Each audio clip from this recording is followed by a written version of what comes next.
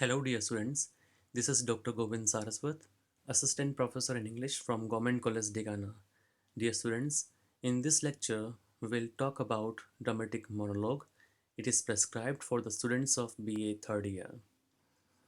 Dramatic monologue is a kind of poetry which was popularized and perfected by a great Victorian poet, Robert Browning. Dramatic monologue is cast in the form of a speech addressed to a silent listener. So, in a dramatic monologue, there is a speaker who reveals his character to one or more than one listener. We are made aware of the presence of the silent listener by the comments of the speaker. The listener is not allowed to speak. Now, let us discuss what makes this form of poetry dramatic as well as gives it an identity of a monologue. It is a part drama and part poetry. It is a compromise between drama and soliloquy. The first thing is that the poet keeps himself entirely out of the picture or action. That is why it is dramatic.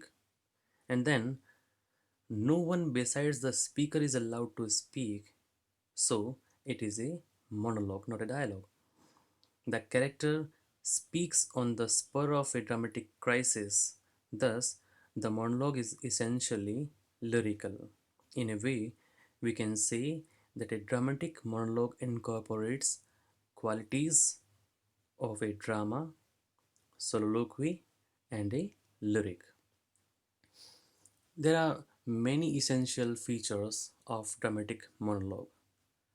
The first one is that the poem opens at a critical point, giving a startling beginning to that poetic piece. The poet chooses a moment of crisis in the life of the speaker, and the reader is plunged into the midst of a critical situation in the life of the speaker. Each of the dramatic monologue has an abrupt and arresting beginning, suggesting that the present situation is the continuation of something that has gone before. For example, I would like to quote here my some lines from My Last Touches and Ulysses. My Last Touches is written by Robert Browning, and the beginning is that is my last touches painted on the wall, looking as if she were alive. So, this beginning suggests that the Duke is talking about his Duchess who is dead, and he is showing her picture to someone, a silent listener. So, from the very beginning, the readers begin to think why Duchess is dead and why her husband is showing her picture and to whom he is showing. These all questions, they startle the reader from the very beginning. So this is the basic and fundamental feature of a dramatic monologue. Then we have Ulysses, written by Alfred Lord Tennyson. It begins as, "It little profits that an idle king by this still hearth among these barren crags, meshed with an aged wife, I mate and dole unequal laws unto a savage race that hoard and sleep and feed and know not me." These lines by Ulysses suggest that Ulysses is not satisfied with his present life of luxury in his own kingdom when he is with his wife, with his people, but even then he's not satisfied, he's not happy. The reason being that Ulysses loves a life of adventure. He has faced many dangers, many storms in his life, and now that has become a part of his life. Without them, his identity is nothing, his existence is nothing. And The contrast creates a kind of dissatisfaction. So these are the two examples which show that a dramatic monologue has a startling beginning. After the dramatic beginning, the second important feature of a dramatic monologue is that it presents a character analysis of the speaker. The character in a dramatic monologue reveals his mind. We get a chance to know much about the speaker, who, in the course of his speaking, reveals his inner thoughts or his real nature. In My Last Touches, Browning makes us familiar with male dominance, chauviness of art, boasting of heraldry in the Duke's character, and innocence and goodness of heart in the Duchess character. In My Last Touches, the Duke has a gift of gab, but even then he says that he doesn't know how to prove his point of view. For example, let's have a glance or look towards some lines at some lines when he says that she had a heart. How shall I say? Too soon mad glad, too easily impressed. Then at there is one more instance when he says that she thanked man, good, but thanked somehow. I don't know how. As if she ranked my gift of a 900 years old name with anybody's gift. Who would stoop to blame this sort of trifling? And above all, a tragedy in 5 words when he says that this crew I gave commands, then all smiles stopped together.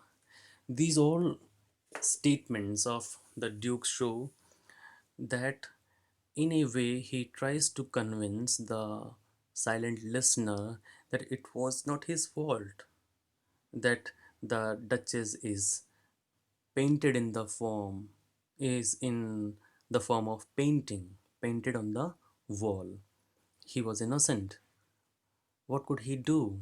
It was the fault of her Duchess. But the Duchess, the painting of Duchess and her fortune, that clearly show that Duchess is pure, innocent, and it is a hideous joke of destiny that she was married to a black devil like the Duke. Then, the third important feature of a dramatic monologue is argumentation. The monologue not only gives an account of the weaknesses or the strengths of the speaker, but they also provide some ground to the character to put forth their appeals. My Last Touches is full with such type of logic and cunning statements because anyhow the character tries to prove his point of view in a correct way. Duke does not accept his own fault.